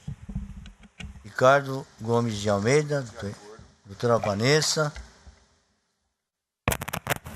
Só um esclarecimento, se for possível.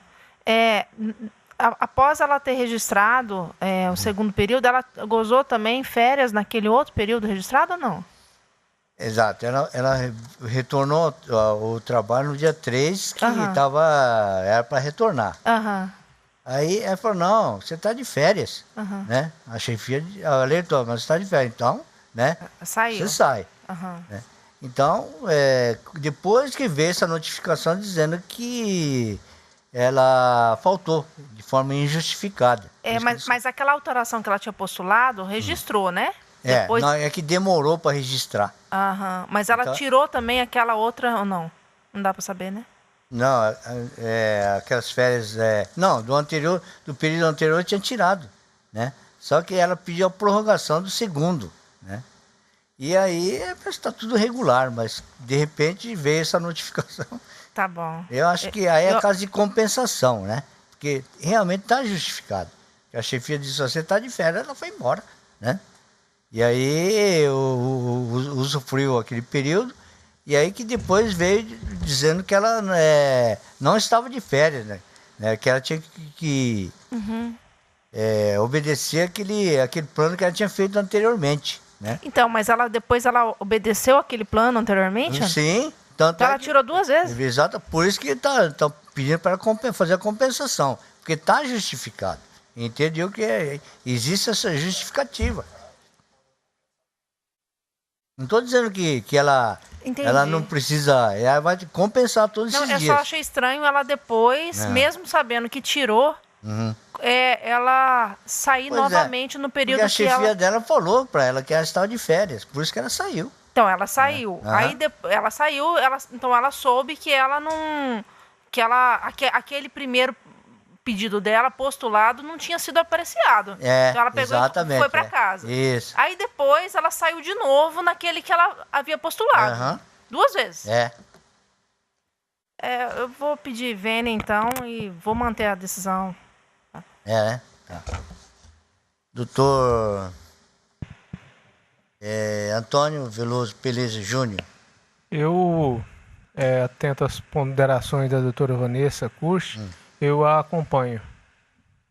Doutor Luiz Bortolucci? Também acompanho o voto divergente da... Eu acompanho a doutora Vanessa. Então, em decorrência do meu voto de qualidade...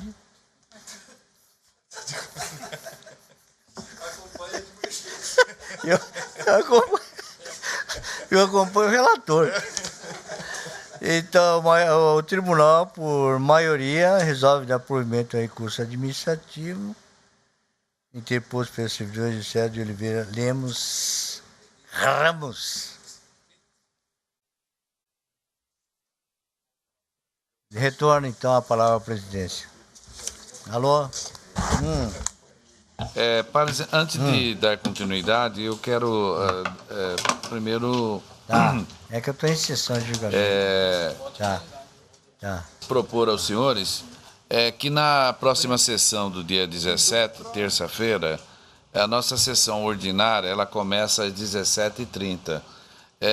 Como nós teremos um encontro em Barra do Bugres, na Unimate, com a comunidade indígena, às 13h30, então eu tenho receio de que o nosso retorno possa retardar a chegada e com isto comprometer o início dessa sessão às 17h30.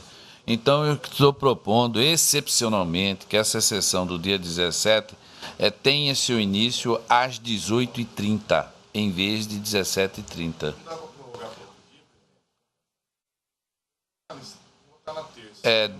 17, qual que é o canal? Que é quarta-feira? Quinta?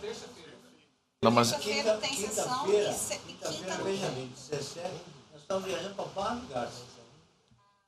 Dia 19, que é Barra do Garça, 19 que é quinta. 19 é quinta. Então teria que ser dia 18 já tem, não tem? 18 já tem. Quarta-feira já tem. Então, eu só estou querendo propor a postergação do início. Na verdade, até seria bom às 19 horas. Hein? Segunda-feira, não podemos ser 17 tem... 16. Pode ser. Vamos... Hein? É que é isso, ele quer mudar. Ele quer... Olha, vamos, colegas, há possibilidade de anteciparmos a sessão de terça-feira, dia 17, para segunda-feira, no mesmo horário, 17h30? Já teríamos aquela reunião da comissão para análise do Código Eleitoral. Antecipar. Para 17h30. Não, 17h30 no dia 16. Inclusive, senhor presidente, eu acho que todas as nossas sessões devem antecipar. Não, em vez de 17h30, porque dependendo da porta, nós vamos sair daqui... Não, pois é, mas eu estou querendo só antecipar a sessão. A sessão do dia 17... antecipá-la para o dia 16. Todos estão de acordo? Então, consignar em ata que a sessão do dia 17, ordinária, excepcionalmente será antecipada para o dia 16, às 17 horas e 30 minutos. Certo? Todos concordam? Eu concordo, só que eu estou vislumbrando algum problema com as publicações, né? Porque Não. foi publicado os processos... Sim, só um minutinho, vamos consultar se foi publicado. Não, vamos ver essa possibilidade. Breno, a sessão do dia 19 já foi publicada a pauta? Verifique, por favor, porque se não foi, há condições de nós anteciparmos. Não sei o prazo, tem que ver o prazo também. Presidente, sabe por quê? Disponibilizando amanhã para a sessão de segunda, vai publicar sexta e não dá 24 horas. Para quinta, então, presidente. Põe para quinta. Aqui sua viagem, né? Sua viagem. É que nós temos uma audiência em Barra do Garça. Quinta-feira? Na quinta-feira. Na quinta não, na sexta. Nós vamos viajar na quinta. Então só se nós marcássemos a sessão para as 13 horas de quinta-feira. Estou à disposição. Da minha parte. 13 horas de quinta-feira. 19, pode ser às 13 horas. Aí nós ficaríamos aqui no máximo às 15 horas e aí... Então, o Breno, por gentileza, a sessão de terça-feira, 19... Senhor presidente, só queria fazer uma retificação aqui. Agora me trouxeram aqui o regimento. Naquele caso anterior, como houve empate, vai prevalecer o voto do Não, meu voto não, decisão. Não, seu voto não, a sua decisão. Né? A sua decisão que vai prevalecer. Tá certo? Ó, eu vou ler aqui. Havendo empate na votação, o presidente proferirá voto. Não é o caso. Havendo empate na votação, o presidente proferirá voto de qualidade, exceto nos processos administrativos, no caso, então, não vota, realmente, em que prevalecerá a solução contrária à pretendida ou à proposta. De modo que, como foi dito, houve empate, então prevalece o voto, a decisão impugnada. Exatamente, que é justamente a contrária da pretendida, né, ou a proposta. Então, faço a retificação, pedindo desculpas aos eminentes pares, obviamente, né, porque o regimento está bem claro aqui. Muito obrigado. Colegas, então vou retornar ao assunto da sessão do dia 17. Nós temos duas possibilidades. Ou nós começamos ela às 18h30 ou 19 horas, ou vamos prorrogá-la para quinta-feira às 13 horas. Quinta-feira às 13 horas. Não, Nós não prorrogamos para o dia 23, na outra segunda. Pode ser também. Adiantaríamos para segunda, mas ao invés disso, então prorrogamos. Que aí eu tenho um compromisso que eu assumi, não sei se é 23. Eu prefiro quinta, viu, presidente, agora. Eu prefiro. Vamos poder prorrogar para o dia 23. Então, em vez de quinta-feira, porque o colega vai viajar mais cedo. Tá? Então, a sessão do dia 19 fica prorrogada para o dia 23, a sessão do dia 17, perdão. A sessão do dia 17 de julho fica prorrogada para o dia 23, às 17 horas e 30 minutos. Todos de acordo? Então, consignar isso em ata aí, por gentileza. Hein? 17h30. Normal. Depois nós vamos rever aqui. Vamos rever. Dando continuidade, isso. O processo 1.2 administrativo é a designação do juiz eleitoral para jurisdicionar a 43ª Zona Eleitoral de Sorriso. Esse processo aqui sucedeu que a titular Emanuele Navarro Mano, ela renunciou. Então foi designado para o seu lugar o Jacob Sauer. E depois o parágrafo 3º do artigo 3º da resolução habilitou tempestivamente somente o seletivo senhor Anderson Candioto. Então o voto é no sentido de designar esse juiz como titular, que ele jurisdiciona a segunda vara criminal da Comarca Sorriso para jurisdicionar a 43ª zona eleitoral a contar da lavratura do termo de entrada. Lá em Sorriso. Em Sorriso. É só ele que candidatou. A titular renunciou. Aí designei o outro colega. Aí abriu o edital e aí só ele que se inscreveu. Todos estão de acordo? Então está aprovado. Na sequência tem 1.3 do processo administrativo, afastamento de juiz eleitoral, folga compensatória, 45ª zona eleitoral de Pedra Preta. Se trata do colega Dr. Márcio Rogério Martins, que é juiz da 45ª zona eleitoral de Pedra Preta. Foi ouvido o corregedor e ele manifestou que pelo excepcional deferimento do pedido. Então, nesse sentido, e atento à resolução de regência, no artigo 27, pelo período que é bastante curto, eu estou propondo o deferimento excepcional. Todos estão de acordo? Então, fica o tribunal, a unanimidade, deferiu excepcionalmente o afastamento do Dr. Márcio Rogério Martins, da jurisdição eleitoral no período de 23 a 27 de julho do corrente ano, conforme no artigo 27 da resolução. O 1.4 é um processo administrativo de prorrogação do biênio dos juízes eleitorais, previsão de encerramento dentro do período vedado da eleição. Essa é uma resolução do Tribunal Superior Eleitoral. Eu digo que trata-se de processo judicial eletrônico relativo à proposta da sessão de registro de membros e juízes eleitorais a fim de prorrogar o exercício da jurisdição pelos juízes eleitorais titulares que encerrariam seus respectivos biênios no período entre 3 meses antes e 2 meses após a eleição, em atenção ao que dispõe o artigo 6º da resolução do TSE 21.009 de 2002 e o artigo 14 da resolução do TRE, que é de 2016. Aí tem a aludida informação do órgão competente, são o juiz Dr. Piero de Farias Mendes, o Dr. João Alberto Mena Barreto Duarte, Dr. Alexandre Delicato Papado. Então, esses 3 vão encerrar nesse período que antecede a eleição. Então, nós estamos, com base nessa resolução, o voto é no sentido de prorrogar essa titularidade deles por esse período. É assim, dessa forma que eu estou votando. Todos concordam? De acordo com a resolução do TSE. Baixou a resolução, não é criação daqui, não.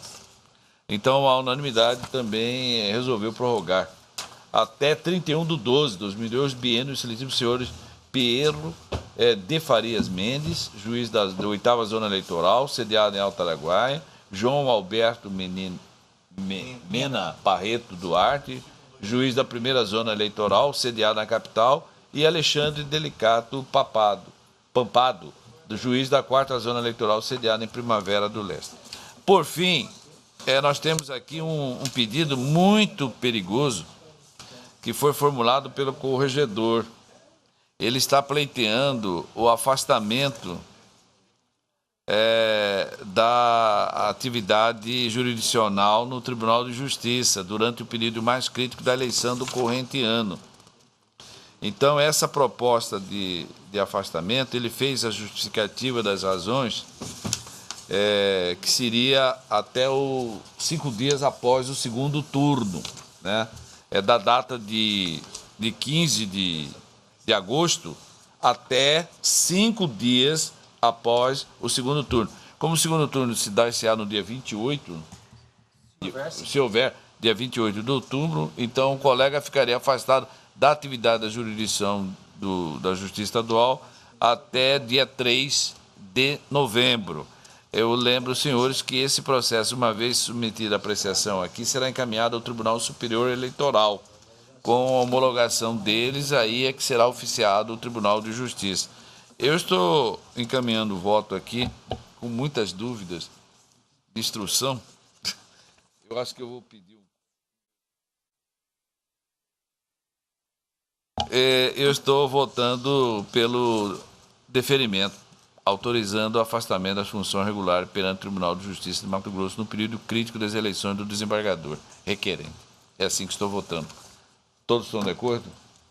Então, o tribunal, por unanimidade, resolve autorizar o afastamento das funções regulares perante o Tribunal de Justiça de Mato Grosso no período das eleições do desembargador que exerce cumulativamente as atribuições de corregedor regional eleitoral e de vice-presidente deste Tribunal Regional Eleitoral de Mato Grosso. Antes de encerrar, eu queria convidar a todos para participarem do diálogo com os líderes religiosos que será realizado nesta sexta-feira a partir das 14 horas neste tribunal. Eu gostaria que todos estivessem presentes, seria importante isso. É um diálogo que nós estamos abrindo aos religiosos, onde haverá uma palestra do Dr. Bortolucci e também da doutora Cristina, e também do Dr. Arimateia, que é o presidente da MB, né, sobre as questões atendentes ao processo eleitoral e que implica, que reflete nas atividades, nas ações religiosas. Lembrando que no dia 17, terça-feira, nós teremos uma reunião com a comunidade indígena, né? Posteriormente a isso, vai ser designado, nós temos dia 31 de julho um encontro com o presidente da MB aqui, nesse tribunal, às 14 horas, 14h30 também. E vamos realizar também um encontro com os músicos e os artistas de Mato Grosso, e também vamos realizar um encontro com os membros, pretendemos, com os membros da Academia de Letras e também das lojas maçônicas, e onde nós vamos falar sobre o processo eleitoral. Então eu quero já, de antemão, já agradecer a todos e solicitar a participação, na medida do possível, a todos esses eventos, porque o tribunal somos todos nós, não é só a presidência e não a vice-presidência, mas são todos os membros do Tribunal Pleno, como também de todos os servidores da Casa. Então, com isto, eu declaro encerrada a presente sessão.